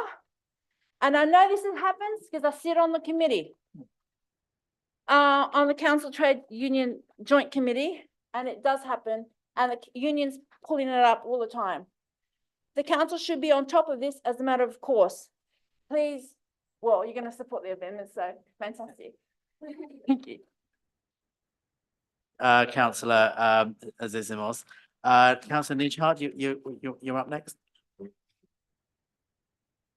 Thank you, Mr. Mayor. We find ourselves at a pivotal moment in Ealing's history, a narrative that has been defined by challenges that are all too familiar to too many residents. Ealing stands as one of the lowest ranking boroughs in London in terms of average earnings, which places significant financial strain on our residents. And this issue is particularly pressing, considering that 40% of employment in this borough is concentrated in sectors traditionally associated with low wages. The consequences of this economic landscape extend far beyond the paychecks. They ripple through our homes, our families, with profound implications for our children. This is the bitter fruit of a cost of living crisis that has been years in the making by countless out-of-touch Conservative governments, exasperated by policies that have perpetuated low pay and insecure work conditions. It is quite frankly alarming that over 3 million people in the UK are earning below the living wage, resulting in a population ensnared in a cycle of financial insecurity, pushing them to make tough choices simply to cover basic costs such as eating and heating one's home. Faced with such profound challenges, measures such as the temporary extension of the Household Support Fund are simply insufficient for tackling the underlying problems. These initiatives provide only fleeting relief rather than the much-needed comprehensive, long-term and robust solutions that are vital to fully address the core issues at hand.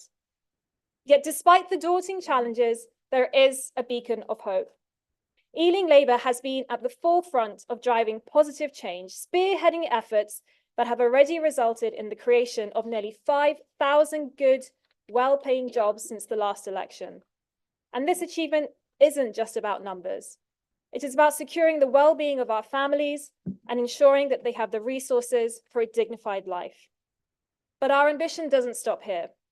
We are committed to creating 10,000 new jobs in Ealing, jobs that offer livable wages, empowering our residents not just to survive, but to thrive. Our local plan also aims to stimulate economic growth across all 7 towns in our borough. This vision for growth is not just about capitalising on our industrial potential and cultural heritage. It's about reimagining Ealing as a place where people don't just sleep, but live, work, and prosper. Mr. Mayor, I am proud to speak in favour of this motion towards a brighter, more prosperous future for Ealing. It's a path that demands our collective effort and unwavering commitment to the well-being of every resident. Together, let's transform Ealing into more than just a place to sleep. Let's make it a place where every person can find meaningful work, where every child can grow up free from the shadow of poverty, and where our communities across all 7 of our towns can flourish for generations to come. Thank you.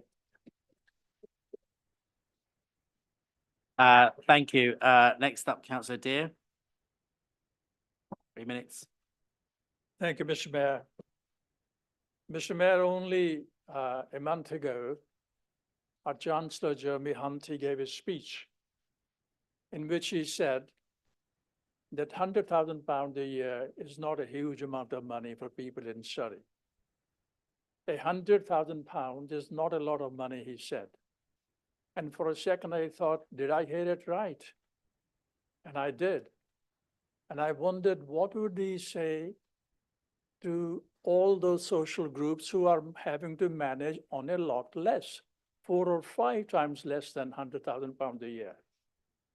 The over 4 million people who are earning below the London living wage, nearly 3 million children who are living in poor income homes and living in poverty. 40% of jobs in Ealing are below the national living wage. And above all, what would you say to the new underclass of workers, the 0-hour workers? They have no employment rights. They don't have even 1 hour of guaranteed employment. They have no sick pay. They have no maternity rights, and they have no protection against instant dismissal. What would you say to them? I think it's quite obvious, Mr. Mayor, that Tories and our Chancellor, they live on some other planet than the rest of us.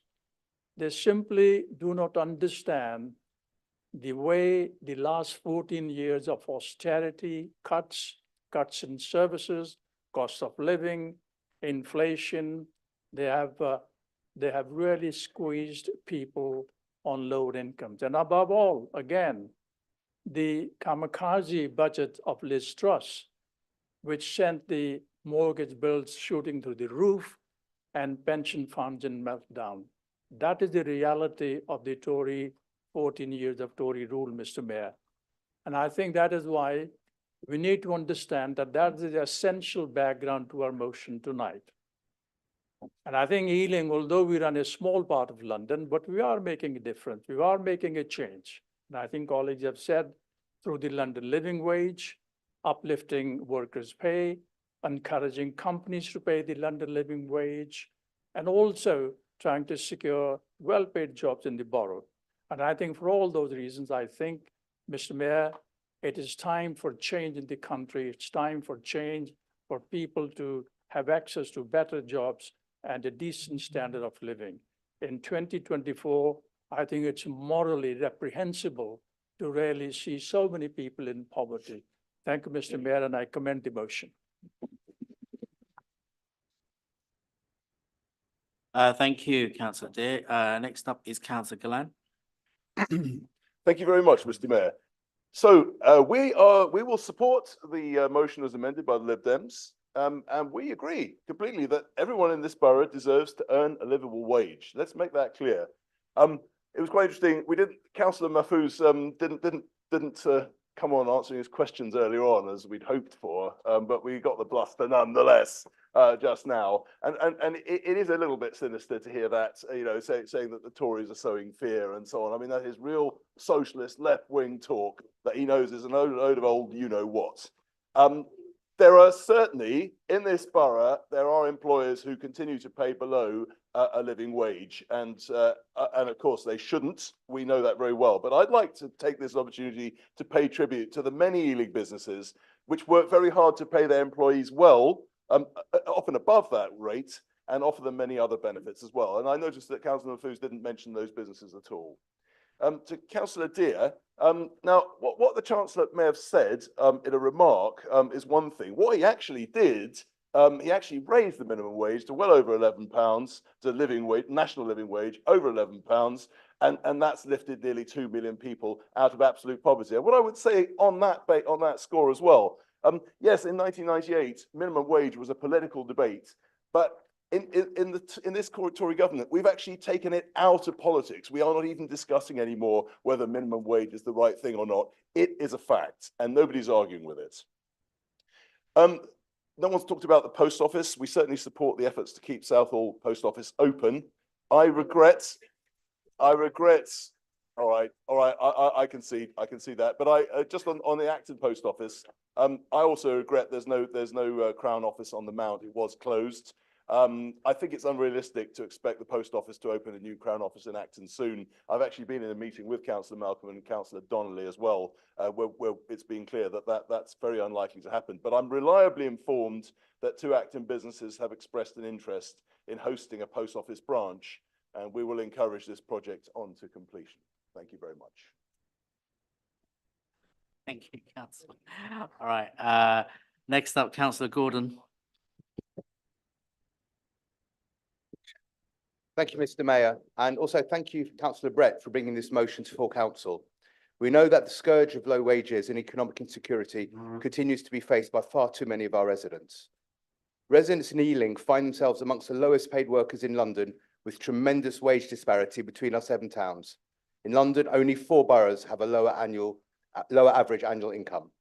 This translates into daily struggle for our friends and neighbours, many of whom strive to make ends meet in an increasingly challenging economic landscape.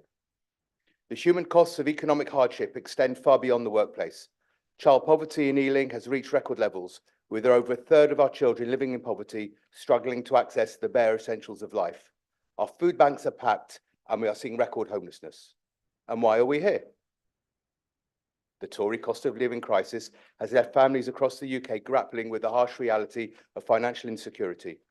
For too long, the Tories have presided over an economy deliberately built on low pay and insecure working conditions. The recent decision by the government to extend the Household Support Fund by only 6 months offers nothing more than a short-term fix for families in desperate need of long-term solutions. Despite this bleak national picture, there is some good news. Ealing Labour has been steadfast in its commitment to delivering stable, well-paid jobs for our residents. We are proud to have created almost 5,000 good jobs in Ealing that are already providing families in our borough with the incomes they need to thrive. Furthermore, our commitment to delivering 12,000 training courses and qualifications by 2026 will ensure that our residents are equipped with the skills they need to access these opportunities. Labour in Power will introduce a new deal for working people and shift the balance away from structural work insecurity and low wages, so beloved by successive Tory Prime Ministers and Chancellors. And I'm proud to support Sadiq Khan's pledge to create 150,000 good jobs for Londoners by 2028. Ealing Labour believes that every one of our residents should be able to access a real living wage, be able to live and raise their families in our borough and contribute to its economic growth. The Conservatives have failed our country, but Labour's approach offers people real help right now and a vision for the future of work, where working people enjoy dignity, gain security, receive respect, and are supported to prosper. Thank you. Thank you. Next up, and I won't forget her, Councillor Hamidi. Thank you, Mr. Mayor. Across Ealing, everyone knows what Labour stands for. Elected for a record-breaking 4th term, it is clear not only are Labour in power doing what people want, they are doing what is right. Nevertheless, Tories carry on playing the culture war. But sadly in Ealing, the Tories lack culture, and it is less a war than a rout. Here we praise our differences, we welcome our mixed identities, and we celebrate our diversity. But the Tory shamble in Westminster is hurting people in Ealing, and we know too many have to rely on food banks. That the damage done by Liz Truss to the economy has hurt businesses and cost people jobs. So Ealing Labour is clear. I am clear.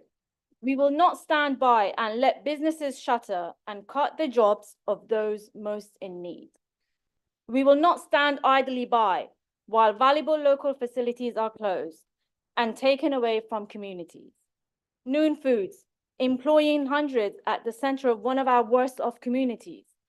Southall Post Office, a valuable asset in the heart of Southall. We are fighting to save them and fighting to revive them because we all need thriving communities, and Ealing stands together as 7 towns, not as one area pitted against the other, but as one borough.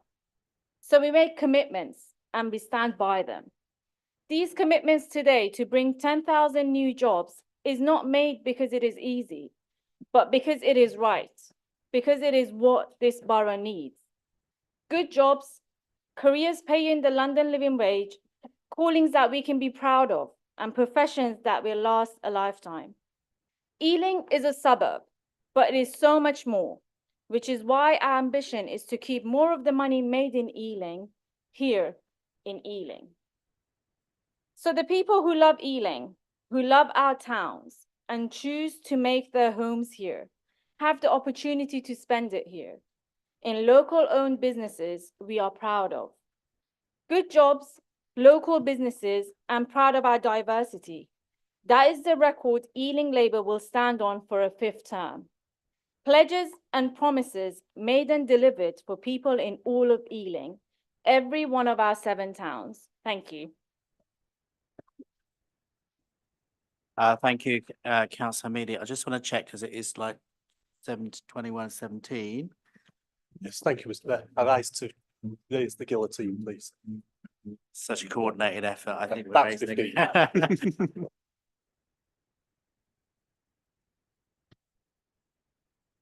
Thank you, Mr. Mayor. Tonight's motion holds a special significance to me, not just as a Labour councillor, but also as a parent of 3 young adults navigating the challenging transition from education to the job market. Due to the terrible policies enacted by the Conservatives, propped up by their Lib Dem cozy friends since 2010, this transition has become increasingly difficult, marked by the Tory disasters that jeopardized the future of our young people who can no longer expect job security or a decent salary. Mr. Mayor, I recently had a conversation with my son and his friends, both young adults who were job hunting. They expressed their frustration at the difficulty of finding a job despite their qualifications and eagerness to work.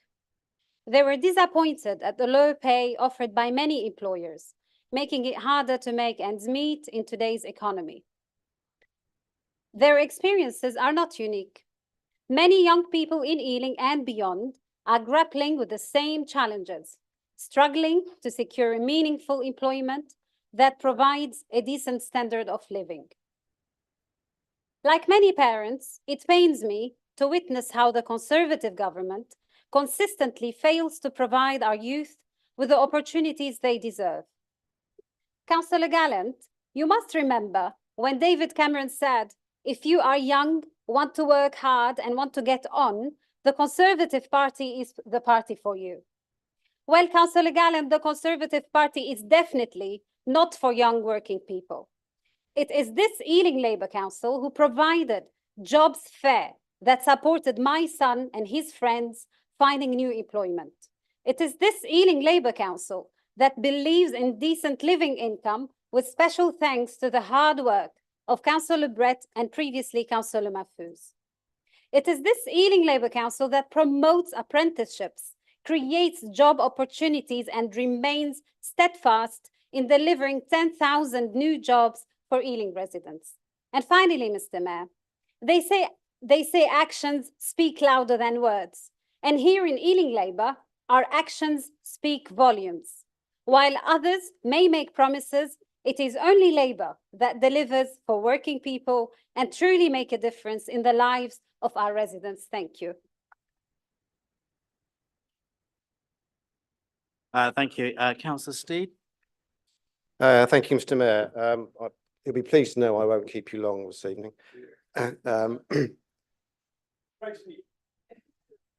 Thank you, Councillor Mahfouz. Yeah, I'd like to thank all the speakers. I'm obviously very welcome that the Labour group have accepted our amendment. Particularly touched by Councillor Deer's speech and his reference to Jeremy Hunt. Perhaps as ballot papers have I believe arrived in our at home today, Councillor Mahfouz. As much as I like Councillor Mahfouz, I'm not sure it goes quite to that extent. But can I also, though,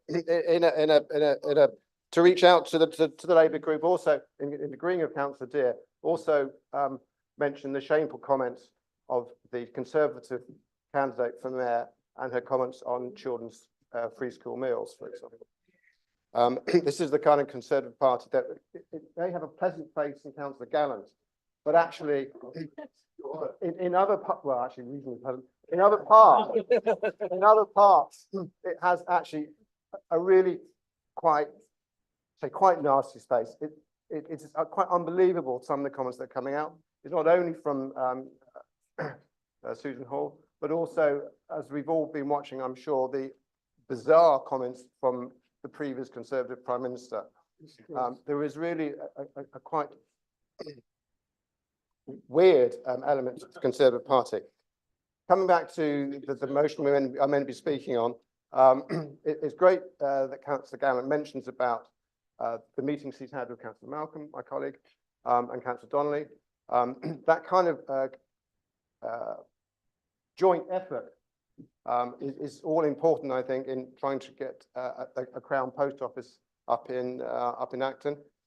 We saw a successful community effort get the banking hub up in Acton on the Mount, and I hope that we can be successful in getting the restoration of a Crown Post Office. Thank you very much. Thank you. Councillor Mason's spookily at number 11, apparently.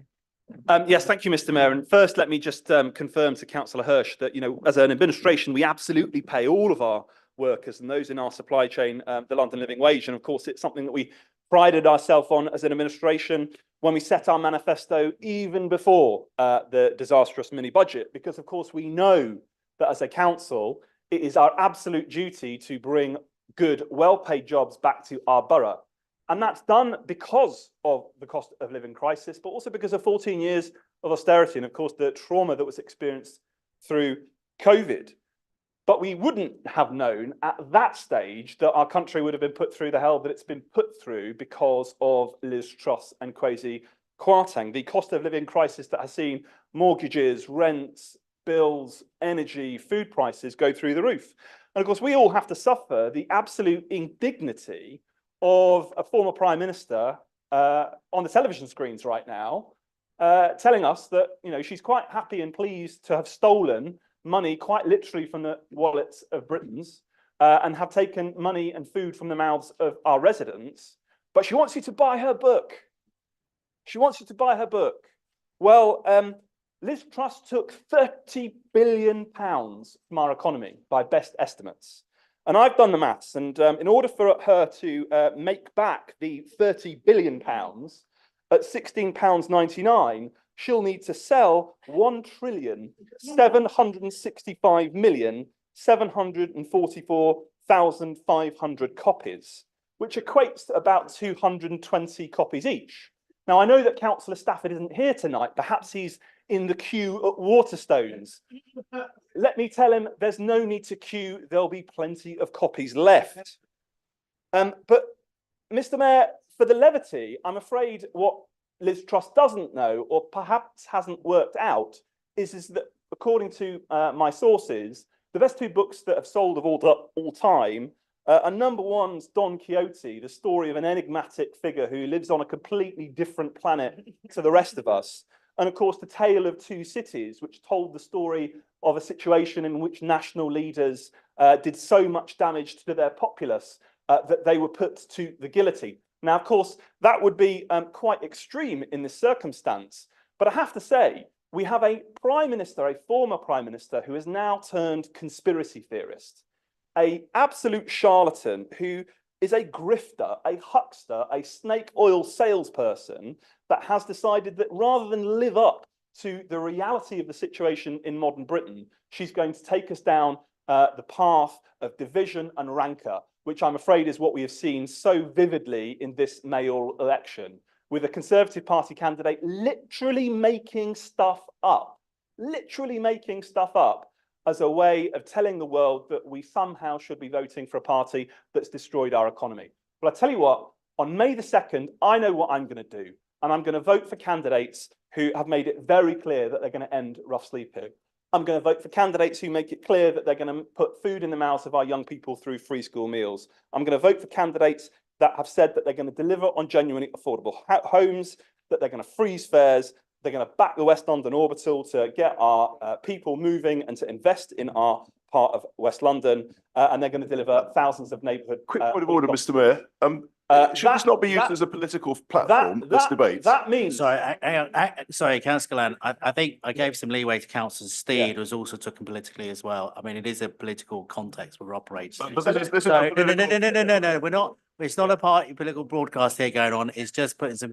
He's entitled to express his opinion, but please wind up, Councillor Mason. So I wind up by saying this. On May the 2nd, I'm going to vote for Bassam Mahfouz, our fantastic local candidate for the Ealing and Hilling constituency. I'm going to vote for Sadiq Khan to be mayor of this great city too. And I tell you what, the general election couldn't come soon. And I'm afraid you heard her on the radio and the television today. Liz Truss thinks that she's coming back. Our country's going to have an opportunity to tell her where she needs to go, and it's in the bargain basement bin along with her book.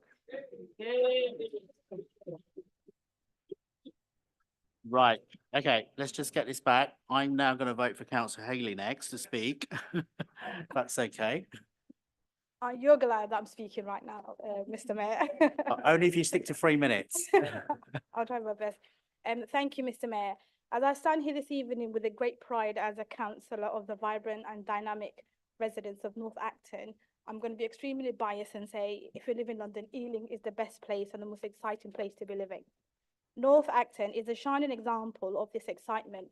For those of you who had the fortunate to visit North Acton, you will recognise that it's a place bursting with opportunities and growth. In North Acton and Park Royal Creative Enterprise Zone, there are 1,700 businesses and 43,000 employees. In the Old Oak West, which is one of the largest regeneration projects in London, there's a potential of 56,000 new jobs. Mr. Mayor, it's essential that we ensure these potential translates into reality and that our residents reap the benefit.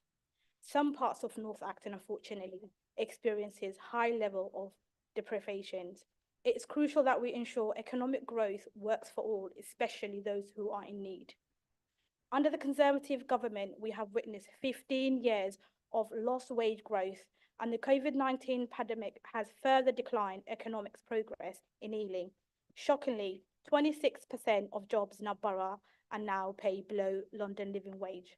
Ealing continues to struggle some of the lowest average wages in London, and 44% of households are classified as deprived. I am tremendously proud that Ealing Labour is at the forefront of creating inclusive economic growth throughout our borough. This commitment could not be come in right time. Our council is dedicated to generating 10,000 new jobs, and I'm pleased to say that we are already making significant progress towards this goal.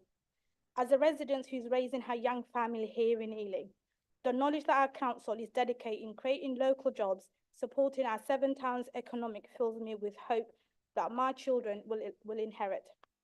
I have the confidence that the growth we are witnessing, particularly in areas like North Acton, will directly benefit our community due to the commitments of our administrations. Our local plan demonstrates this dedication as it strives to create an inclusive borough where local businesses, residents, communities can truly strive. Mr. Mayor, creating jobs is not just a mere catchphrase. It's a powerful means to uplift, transform the lives for better. Each new good job that provides a decent living income presents an opportunity to make positive impact on individuals' lives. And it's with this conviction that I wholeheartedly support this motion this evening. Thank you, Mr. Mayor. Thank you, Councillor Haley. Councillor Raza, you're next. Thank you, Mr. Mayor.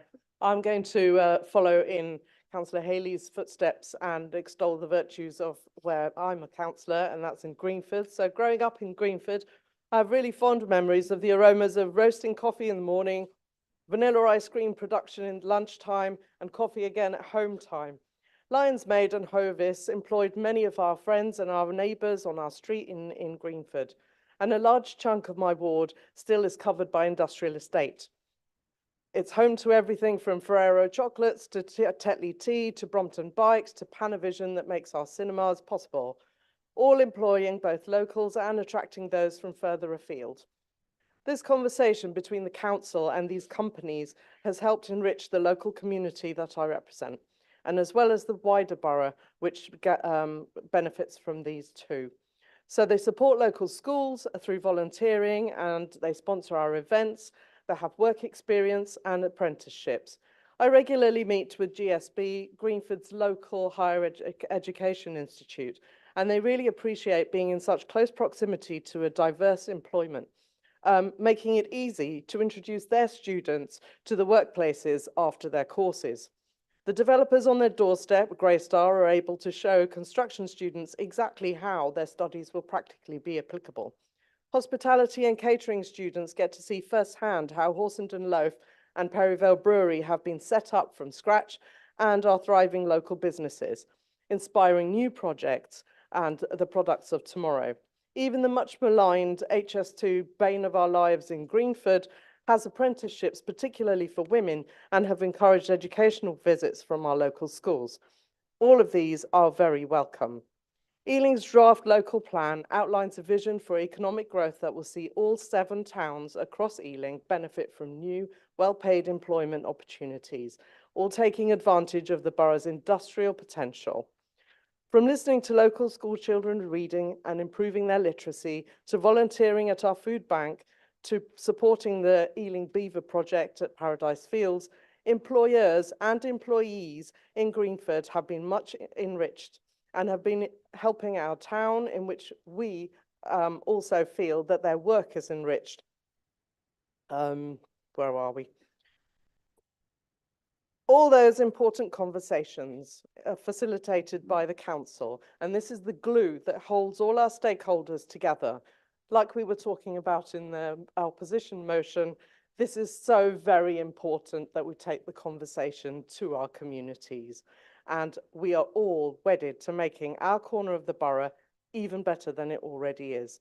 Despite the Tories' best efforts, Ealing Council will continue to make it easier for the residents of our borough to work and spend locally, boosting the borough's economic growth and delivering increased wealth and well-being to all our residents. Thank you. Thank you. Our last speaker is Councillor Giselle. Thank you, Mr. Mayor. I would like to speak in support of our motion. Mr. Mayor, the context is stark. Our residents face some of the lowest average earnings in London, with over 2 in every 5 jobs in typically low-paid sectors. 34% of residents in the borough are classified as being deprived, and 26% of all jobs in the borough pay below the London living wage. There is a real consequence to this disparity. Child poverty has reached record levels, affecting over 1/3 of children in our borough. Families in my constituency of South or West are struggling to afford the essentials, caught up in the grip of a cost of living crisis that has been compounded by harsh Conservative policies. Yet despite the challenges we face, we are determined in our ambition to create good jobs for residents in Ealing on decent living incomes. However, we cannot afford to be complacent. Our vision for our residents extends beyond just surviving in a cost of living crisis. We have an exciting economic landscape spanning 481 hectares. Our industrial land is the largest in London. We are not only boosting our economic growth, but also building on the pride and identity that we know characterises our communities. Mr. Mayor, we need to get Britain's future back. That's why I'm proud to support this motion and proud to be part of an administration that ensures nobody is left behind. Thank you. Thank you. To sum up, Councillor Hirsch is not summing up because the amendment's been accepted, so I'm moving to Councillor Brett now to sum up the substantive motion. Thank you, Mr. Mayor. The council's whole strategy, so just my colleagues over there, I feel like I've maybe been asleep for the last 2 years, but our whole strategy is focused on inward investment and jobs growth. Councillors, not only like last autumn, Councillors Mason, Munro and myself launched our Good for Ealing strategy and website. And that's looking at growth sectors within our borough to enable more of those well-paid jobs, supporting existing businesses to grow, and also for new businesses to come and invest within our borough and invest in our residents. Our manifesto is really, really clear. We in Ealing absolutely want to support our residents into secure, well-paid jobs. We have an amazing record so far, and as I've outlined in my speech earlier, and as many of my colleagues have done here tonight, that's why we've committed to creating 10,000 good jobs, enabling small to medium-sized businesses to start up and create 2,000 new diverse apprenticeships. These are all part of our vision and strategy to improve our residents' lives, despite the backdrop of Tory failure over the last 14 years. And as Councillor Mason has mentioned, the Truss and Kwarteng crashing our economy. Hashtag general election now, please. As stated by several of my colleagues, Ealing is 5th from bottom on average earnings in London. We are fully committed to change this. And we want to demonstrate our commitment as a council to do this and have already taken action to address this. So, Mr. Mayor, I am proud to bring this motion through tonight, and I urge this chamber to support it. Thank you. Okay, thank you, Councillor Brett. So we're going to basically vote on one. So the amendment's been accepted. So we're voting on a substantive motion. So first of all those in favour of the motion as it stands now? Okay, any against? And any abstentions? Therefore, it's carried unanimously. There you go. All right, so we're going to try and get to the end now. So there's no motions of debate under item 11. Item 12, important report, Standards Committee annual report. So I'm going to call on Councillor Driscoll to move to Standards Committee annual report. Thank you, Mr. Mayor. I'd just like to say that the report offers the reassurance of the high standards that we set as a council, and that we also need to acknowledge the time, effort and energies put in by the democratic and legal services to keep these high standards and to do all the investigations. And we'd like to also thank the independent parties Miss Saul and Miss Quayle, who are very important sounding boards. So I move the Standards Committee report for this year and I move it for the acceptance of the meeting. Thank you. Thank you, Councillor. Right, is that seconded? Yeah, I'm happy to second it formally to make it cross-party, Mr. Mayor. Thank you. All right, is that agreed, members? Okay. Item 13, the urgent key decisions exempted from calling noted. Yeah. It'd be good to know with a month to go. There's no appointments to committees and outside bodies. So just before I quickly close up, I'm just going to ask members just to stay on for a couple of minutes before we close formally the meeting. So thank you, members of the public gallery who stayed with us, for your cooperation tonight, and thank you, members, for your cooperation earlier as well. So officially the meeting is now closed, but I'm just going to ask members to stay on for a couple of minutes.